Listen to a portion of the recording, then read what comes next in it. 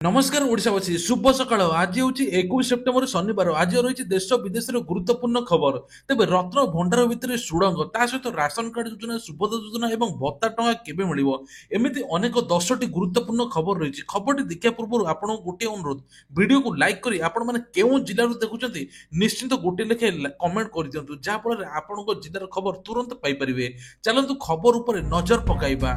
Number 1 सबुठ बड़ खबर श्रीमंदिर रत्नभंडार भितर अच्छी कि सुड़ंग तेबे कालीठू 3 दिन जाए चलो राडार पेनेट्रेटिंग सिस्टम सर्वे ए सर्वे द्वारा जना पड़ो जे श्रीमंदिर रत्नभंडार भितर गुप्त कोठरी बा सुड़ंग अच्छी कि नहीं तेबे 3 दिन सर्वे पर आसीबो चूड़ांत रिपोर्ट आ सर्वसाधारण दर्शन करें सर्वे पर रत्नभंडार मरामती कार्यक्रम हेबो एवं रत्नभंडार रत्न गणति रही समस्त नजर एवं रत्नर सब गणति मणति हेबो से नहीं कौन प्रकार डेट बाहरी किंतु वर्तमान सबुठ बड़ कथा हूँ रत्न भंडार भितर सुड़ंग एवं गुप्त कोठरी अच्छी कि नहीं से नहीं समस्त मन में डाउट रोचे से कि एबे 3 दिन जाक सर्वे हम सर्वे रिपोर्ट रे जना पड़ो प्रकृत में रत्न भंडार भितर कौन अच्छी।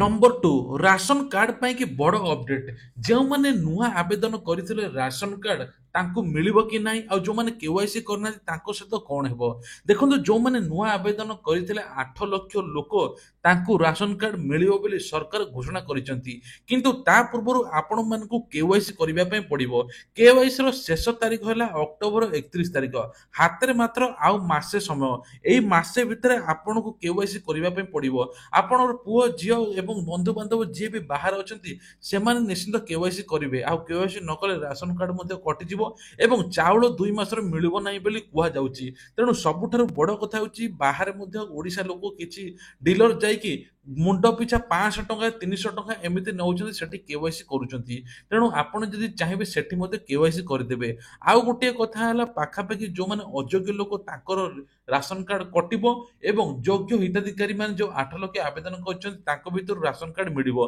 तेणु सरकार को एटा सबुठ बड़ निष्पत्ति जे आपण को 31 तारिख पर्यंत समय देछि 31 तारिख पर्यंत आपण केवाईसी करि परिबे आ केवाईसी कले आपणकर राशन कार्ड ठीक चलियो बोली कुआ जाउची तेणु राशन कार्ड को अपडेट थिबा खबर जाने पे हेले हमर ए चैनल टिकु मध्ये सब्सक्राइब करि दियंतु चलंतु थर्ड खबर ऊपर नजर पकाइबा। सुभद्रा योजना को नहीं आसिला बड़ अपडेट एई मास शेष सुधा सबु सुभद्रा हिताधिकारी को टंका मिलिबो तेणु सरकार एने मध्ये घोषणा करिसंती तेन ता पूर्व आपन किछटा काम करबा को पड़िबो प्रथम हैला आपनकर आधार कार्ड रे आपनकर नंबर लिंक करबा को पड़िबो सेकंड हैला आपनकर डीबीडी अकाउंट सेट करबा को पड़िबो थर्ड हैला आपनकर जदी नाम मिसमैच अछि आपन ताको मध्ये ठीक करिया पड़िबो ए तीनोटी करि फारला परे आपनकर ई केवाईसी हेइ जिवो आपनकर मध्ये टंका मिलिबो जदि आपण आवेदन करिसेंती पुणी आउथरे ई केवाईसी करन जदि आवेदन करिया पई चाहुचंती तुरंत ए डॉक्यूमेंट सब ठीक करिके आपण आवेदन करन जा फल रे एई मास शेष सुधा आपनको सुभद्रा योजना टंका मिलि जो बोली सरकार निजे कहिसंती आ सेकंड किस्ती मध्ये मिलियो बोली कोइ जाईची तेणु आगु को सेकंड किस्ती मिलिबो थरे जदि आपनको डॉक्यूमेंट ठीक हो गेला आपण 5000 टंका मिलला आपनको 50000 टंका 5 वर्ष जाय मिलियो बोली सरकार कहिसंती तेणु आपण माने एई योजनार लाभ उठांतु आपण डॉक्यूमेंट सब ठीक करंतु एवं डीबीडी अकाउंट को सेट करंतु ये थिले सुभद्रा योजनार सबुठार बड़ अपडेट सुभद्रा योजनार अपडेट पाया पई हेले हमर मध्ये एई चैनल को सब्सक्राइब करंतु प्रत्येक दिन जे पर्यंत आपण अकाउंट टंका आसीनी से पर्यंत आमे सुभद्रा योजना विषय अपडेट देथु तेबे चलंतु 4 नंबर खबर कोन रहिछि जानिबा।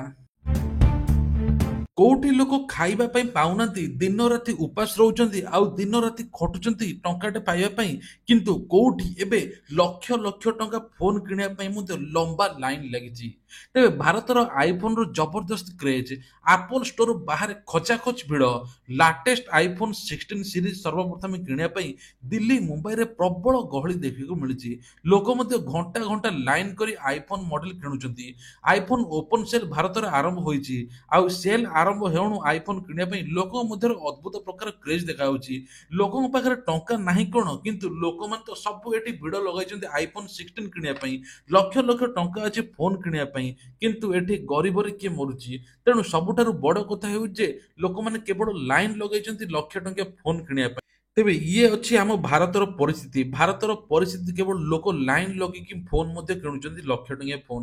ତେବେ ଭାରତ ଗରିବ କଣ, ଭାରତ ମଧ୍ୟ ସବୁ କିଛି କରିପାରେ। ଆଉ ଯୋଉଠି ଲୋକ ଖାଇବାକୁ ପାଉନାହାନ୍ତି ତାଙ୍କୁ ଦି ମୁଠା ଦେବା ପାଇଁ ମଧ୍ୟ ଆଙ୍କ ପାଖରେ ଟଙ୍କା ନଥାଏ। ତେବେ ଆଉ ଏକ ବଡ଼ ଖବର, ଫେବୃଆରୀ 15ରୁ ଆରମ୍ଭ ହୋଇପାରେ ସିବିଆଇ ଦଶମ ଓ ଦ୍ୱାଦଶ ବୋର୍ଡ ପରୀକ୍ଷା। ସବୁ ପିଲାମାନଙ୍କୁ କୁହାଯାଉଛି ଯେ ଆପଣମାନେ ନିଜ ନିଜ ପାଠ ମଧ୍ୟ ପଢ଼ନ୍ତୁ, କାରଣ ଫେବୃଆରୀ 15 ତାରିଖରୁ କେନ୍ଦ୍ରୀୟ ମାଧ୍ୟମିକ ଶିକ୍ଷା ବୋର୍ଡ ଆରମ୍ଭ କରିପାରେ ଦଶମ ଓ ଦ୍ୱାଦଶ ଶ୍ରେଣୀ ବୋର୍ଡ ପରୀକ୍ଷା। ତେଣୁ ସବୁ ଗାର୍ଡିଆନ ମାନେ ମଧ୍ୟ ଜାଣି ନିଅନ୍ତୁ, ଯଦି ସିବିଏସ୍ଇ ଏପର୍ଯ୍ୟନ୍ତ ବୋର୍ଡ ପରୀକ୍ଷା କୌଣସି ଅଫିସିଆଲ ବିଜ୍ଞପ୍ତି ପ୍ରକାଶ ପାଇନାହିଁ, କିନ୍ତୁ କୁହାଯାଉଛି ଯେ ଫେବୃଆରୀ 15ରୁ ଆରମ୍ଭ ହୋଇଯିବ ଏହି ବୋର୍ଡ ପରୀକ୍ଷା। ଆଉ 2023ରୁ ସିବିଆଇ ଫେବୃଆରୀ 15 ବୋର୍ଡ ପରୀକ୍ଷା ଆୟୋଜନ କରୁଛି। 2021ରେ ପରୀକ୍ଷା 4 ମେରୁ 7 ଜୁନ ପର୍ଯ୍ୟନ୍ତ ମଧ୍ୟ ଚାଲିଥିଲା, କିନ୍ତୁ ଏବେ ଫେବୃଆରୀ 15ରେ ହେବ ବୋଲି ସବୁଠୁ ବଡ଼ ଖବର କୁହାଯାଉଛି। ପରୀକ୍ଷାରେ ପେନ୍ ପେପର ଫର୍ମାଟରେ କରାଯିବ। ବୋର୍ଡ ପ୍ରାକ୍ଟିକାଲ ପରୀକ୍ଷା ପାଇଁ ଏକ ପୃଥକ ତାରିଖ ମଧ୍ୟ ସିଟ୍ ହେବ। ଆଉ ତେବେ ଏହାରି ଭିତରେ ସିବିଆଇ ଏସ୍ଆଇ ବର୍ଷକୁ 2 ଥର ପରୀକ୍ଷା ସହିତ ସେମିଷ୍ଟାର ବ୍ୟବସ୍ଥା ଉପରେ ମଧ୍ୟ ବିଚାର କରୁଛି। ବର୍ତ୍ତମାନ ଦଶମ ଓ ଦ୍ୱାଦଶ ଶ୍ରେଣୀ ବୋର୍ଡ ପରୀକ୍ଷା ଫେବୃଆରୀ ଓ ମାର୍ଚ୍ଚ ମାସରେ ଆୟୋଜନ କରାଯାଉଛି ବୋଲି ସବୁଠାରୁ କୁହାଯାଉଛି।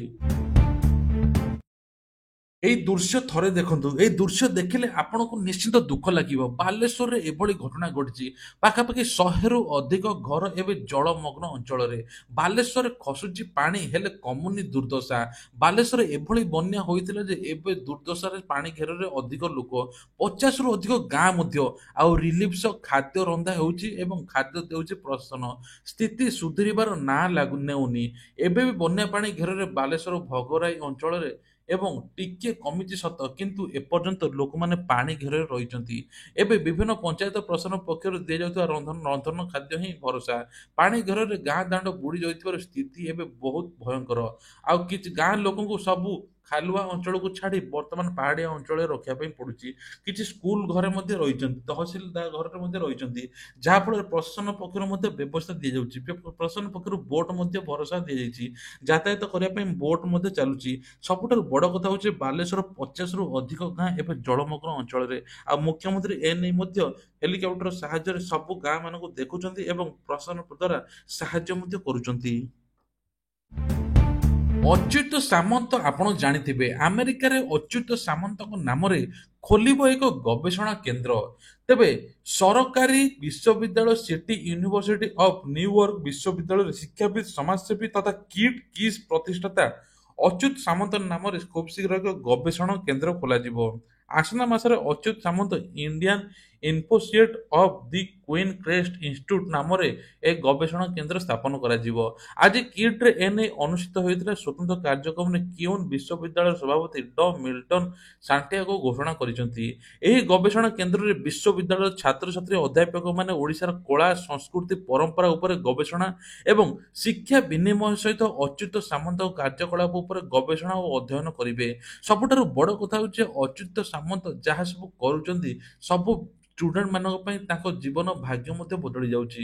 ଆଉ ସେଥିପାଇଁ ଏକ ଗବେଷଣା କେନ୍ଦ୍ର ଖୋଲାଯାଉଛି, ଯାହାଫଳରେ ମଧ୍ୟ ଷ୍ଟୁଡେଣ୍ଟ ମାନେ ନିଜେ ଜାଣିପାରିବେ ଆଗକୁ କଣ କରିବେ କଣ ନାହିଁ, ସବୁ କିଛି ଏଇଠି ଗବେଷଣା କରାଯିବ। ଭତ୍ତା ଟଙ୍କାକୁ ନେଇ ବଡ଼ ଅପଡେଟ୍ ଆଜି ଘୋଷଣା କରୁଛନ୍ତି, କାଲି ଘୋଷଣା କରୁଛନ୍ତି, ପ୍ରତ୍ୟେକ ଦିନ ଆପଣମାନେ ଶୁଣୁଥିବେ ଯେ ଭତ୍ତା ଟଙ୍କା ମିଳିବ, କିନ୍ତୁ ଭତ୍ତା ଟଙ୍କାକୁ ନେଇ ଏପର୍ଯ୍ୟନ୍ତ କୌଣସି ଡେଟ୍ ମଧ୍ୟ ବାହାରିନି। କୁହାଯାଉଛି ଯେ 60ରୁ 80 ବର୍ଷ ପର୍ଯ୍ୟନ୍ତ 1000 ଟଙ୍କା ମିଳିବ ଏବଂ 80 ବର୍ଷରୁ ଉର୍ଦ୍ଧ୍ୱ ଭତ୍ତା ଟଙ୍କା ମିଳିବ 3500। କିନ୍ତୁ ଏ ନେଇ ଦାବି କରିଥିଲେ ଗାଁ ଗହଳି ଲୋକମାନେ, ଯଦି 80 ବର୍ଷର ଲୋକଙ୍କୁ 3500 ମିଳିବ ତ ଆମେ ସେଇ ସମୟରେ ବଞ୍ଚି ନଥିବା। 80 ବର୍ଷର ଲୋକମାନେ ବହୁତ କମ୍ ବଞ୍ଚୁଛନ୍ତି, ଆଉ ସରକାର ମଧ୍ୟ ଆମ ସହିତ ବହୁତ ଚାଲ ଖେଳିଲେ। ସରକାର କହିଥିଲେ ଯେ 3500 ଟଙ୍କା ମିଳିବ, ଭତ୍ତା ଟଙ୍କା ବଢାଇ ଦିଆଯିବ, କୋଉଠି ବଢାଇଲେ? ସେ ନେଇ ମଧ୍ୟ ଗାଁ ଲୋକ ଏବେ ରାସ୍ତା ଉପରେ ବସିଛନ୍ତି। ଆଉ ସବୁଠାରୁ ବଡ଼ କଥା ହେଉଛି ଯେ ସେଣ୍ଟ୍ରାଲ ଗଭର୍ଣ୍ଣମେଣ୍ଟ ମୋଦି ସରକାର ମଧ୍ୟ ଭତ୍ତା ଟଙ୍କା ବଢାଇଛନ୍ତି, ପେନସନ ସ୍କିମ୍ ବଢାଇଛନ୍ତି।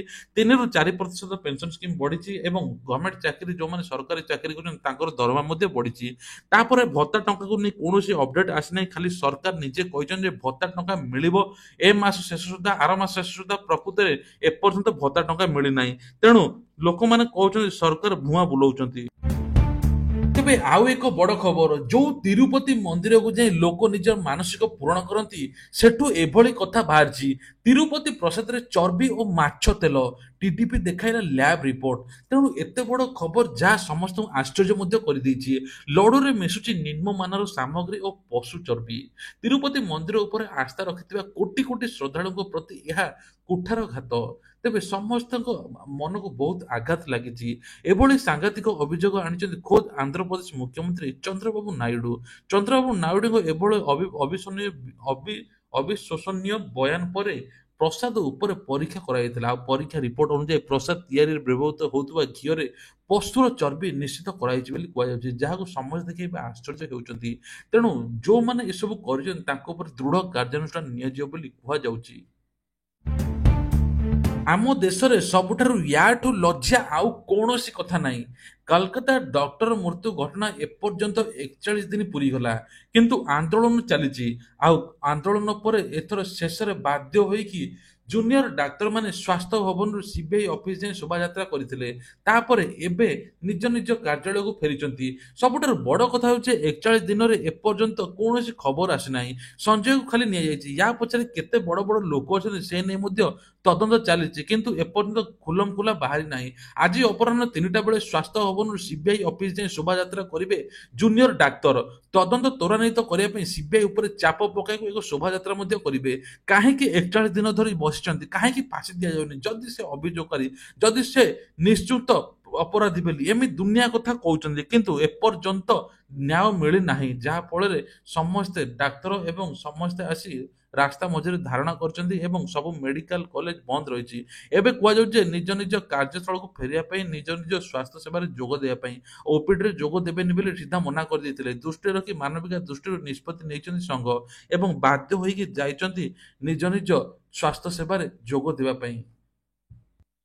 ତେବେ ଶେଷ ଖବର ଜାଣିନିଅନ୍ତୁ, ହୀରାକୁଦ ଜଳଭଣ୍ଡାର ଏବେ ଶୀର୍ଷ ସ୍ତର ଛୁଇଁଲା।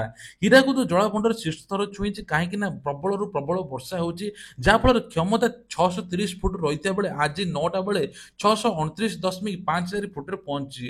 ଜଳସ୍ତରର ସବୁ ଗେଟ୍ ବନ୍ଦ ରହିଛି। ଆଉ ହୀରାକୁଦ ଜଳଭଣ୍ଡାର ଏବେ 65,864 କ୍ୟୁସେକ୍ ଜଳ ପ୍ରଭାବିତ ହେଉଥିବା ବେଳେ 40,454 କ୍ୟୁସେକ୍ ଜଳ ନିଷ୍କାସିତ ହେଉଛି।